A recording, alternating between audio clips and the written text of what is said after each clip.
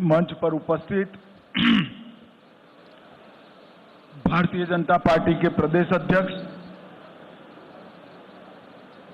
श्रीमान रैना जी, उनके नेतृत्व में बैठे हुए सारे भारतीय जनता पार्टी के वरिष्ठ नेतागण, हमारे चुनाव प्रभारीगण और आज 2024 जम्मू कश्मीर चुनाव के भारतीय जनता पार्टी के संकल्प पत्र के विमोचन के समय उपस्थित सभी पत्रकार, छायाकार, बंधु भगिनीगण, आप सभी का भारतीय जनता पार्टी की इस प्रेस वार्ता में मैं स्वागत करता हूं। मित्रों, जैसा आप सभी जानते हैं, आजादी के समय से हमारी पार्टी के लिए जम्मू कश्मीर का ये भूभाग बहुत महत्वपूर्ण रहा है और आजादी के समय से ही हमने इस भूभाग को हमेशा भारत के साथ जोड़े रखने के लिए बहुत प्रयास किए। पंडित प्रेमनाथ डोगरा के आंदोलन से लेकर श्यामा प्रसाद मुखर्जी की शहादत तक ये पूरा संघर्ष पहले भारतीय जनसंघ और फिर भारतीय जनता पार्टी ने आगे बढ़ाया, क्योंकि हमारी पार्टी मानती है कि जम्मू कश्मीर हमेशा से भारत का हिस्सा है और रहेगा, इसमें कभी कोई संशय नहीं रहा। मगर कई साल हो गए, 2014 तक जम्मू कश्मीर पर हमेशा अलगाववाद की परछाई रही, आतंकवाद की परछाई रही। अलग अलग स्टेट और non state actor Jammu Kashmir को अस्थिर करते रहे और सभी सरकारों ने एक प्रकार से एपीसमेंट की पॉलिसी से जम्मू कश्मीर को डील किया। 2014 से लेकर 2024 का ये कालखंड, जब भी जम्मू कश्मीर और भारत का इतिहास लिखा जाएगा, जम्मू कश्मीर के लिए स्वर्णिम अक्षरों से अंकित किया जाएगा, ऐसा मेरा बहुत स्पष्ट मानना है। ये 10 साल जम्मू कश्मीर के लिए शांति और विकास के 10 साल रहे, सुशासन के 10 साल रहे हैं। ये 10 साल में मैक्सिमम टेररिज्म की जगह मैक्सिमम टूरिज्म पर शिफ्ट हुआ है।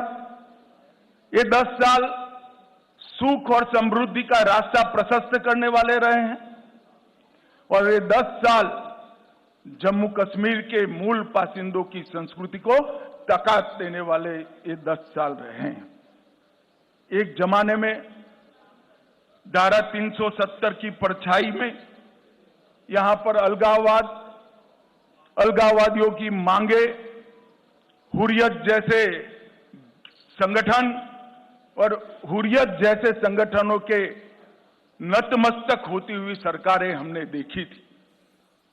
ये 10 साल के अंदर आज धारा 370 और 35A पास्ट बन गया है, वो हमारे संविधान का हिस्सा नहीं है। इसका पूरे भारत और जम्मू कश्मीर की जनता को आनंद है।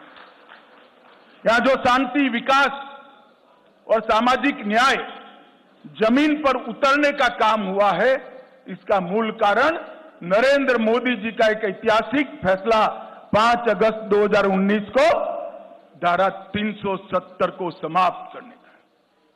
बड़ी दुख की बात है, विगत दिनों में एनसी का एजेंडा मैंने पढ़ा है और एनसी के एजेंडे को कांग्रेस का मौन समर्थन भी मैंने देखा है। मगर मैं आज आप सभी पत्रकार भाइयों के माध्यम से पूरे देश को स्पष्ट कर देना चाहता हूं, धारा 370 इतिहास बन चुकी है, वो कभी लौटकर नहीं आने सकती, हम आने भी नहीं, क्योंकि धारा 370 ही वो कड़ी थी जो कश्मीर के अंदर युवाओं को हाथ में हथियार और पत्थर पकड़ाती थी। अलगाववाद की विचारधारा ही युवाओं को विकास की जगह आतंकवाद के रास्ते पर शिफ्ट करती थी और आज मोदी जी के नेतृत्व में ढेर सारे काम हुए हैं। मित्रों, मैं चुनाव घोषणा पत्र पर आने से पहले कुछ चीजें जरूर कहना चाहता हूं। जम्मू कश्मीर में सबसे बड़ी जरूरियात थी शिक्षा की। लगभग ये 10 साल में 59 कॉलेजों को मान्यता मिली है।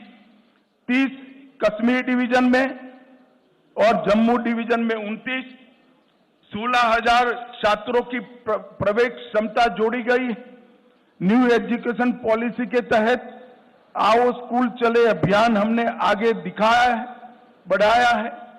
45 अटल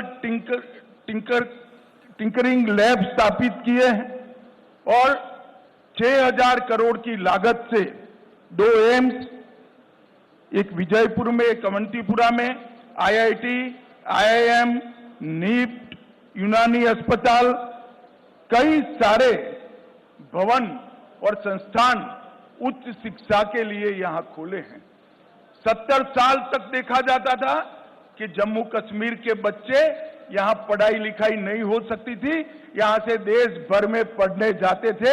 आज देश भर के बच्चे जम्मू कश्मीर में पढ़ने के लिए आ रहे हैं और एक अच्छा संदेश लेकर देश में जा रहे हैं। रेवेन्यू डेफिसिट वाले स्टेट के अंदर जल विद्युत बड़ा विकास का मार्ग प्रशस्त करने वाला था। लगभग 22,500 करोड़ की लागत से विभिन्न हाइड्रो प्रोजेक्ट का निर्माण हमने किया है। लगभग 1,000 मेगावाट पाकलदुल, इसके साथ शाहपुर कंडी बांध सिंचाई, रतले हाइड्रो योजना, क्रार हाइड्रो योजना, कीरू हाइड्रो योजना, ढेर सारे बिजली उत्पादन के जल विद्युत के संयंत्र यहां स्थापित किए गए हैं और आने वाले दिनों में ये काम पूर्ण होते ही वो जम्मू कश्मीर को सरप्लस बजट देने वाला स्टेट बनाएंगे। ऐसा पूर्ण आयोजन नरेंद्र मोदी जी के नेतृत्व में किया है। कई सारे बिजली के वितरण के भी काम हुए हैं। इसके साथ हमने शांति के मोर्चे पर भी ढेर सारा काम किया है, उस पर मैं बाद में आऊंगा। पहले सामाजिक सद्भाव और समरसता पर भी बात रखना चाहता हूं। धारा 370 के कारण यहां रिजर्वेशन संभव नहीं हो पाता था, महिलाओं को अन्याय होता था, दलित भाइयों को अन्याय होता था, ट्राइबल्स को अन्याय होता था। भारतीय जनता पार्टी की नरेंद्र मोदी सरकार ने यहां आरक्षण को जमीन पर उतारने का काम किया है। आज SC वर्ग का भी आरक्षण हुआ है। आर्थिक रूप से कमजोर वर्ग का 10% आरक्षण हुआ है। OBC का आरक्षण बढ़ाया गया है। गुर्जर, बकरवाल और पहाड़ियों को सालों से जो आरक्षण नहीं मिलता था, उसको आरक्षण देने की शुरुआत नरेंद्र मोदी जी के नेतृत्व में हुई है। हमने NC का एजेंडा देखा है। उन्होंने कहा है कि हम इस पर पुनः विचार करेंगे। मैं श्री उमर अब्दुल्ला को बताना चाहता हूं, उमर साहब, चुनाव का नतीजा जो आए वो आए, हम गुर्जर, बकरवाल और पहाड़ी के आरक्षण को आपको छूने नहीं देंगे। ये बात आप याद रखें। ये भारतीय जनता पार्टी का संकल्प है। भाई और बहनों, ग्रास रूट डेमोक्रेसी, पहले डेमोक्रेसी 3 परिवारों में सीमित होकर रह गई थी। ना पंचायत चुनाव होते थे, ना तहसील पंचायतें बनती थी, ना जिला पंचायतें होती थी। भारतीय जनता पार्टी की सरकार ने ग्राम पंचायत, तहसील पंचायत, जिला पंचायत और म्यूनिसिपैलिटी के चुनाव कर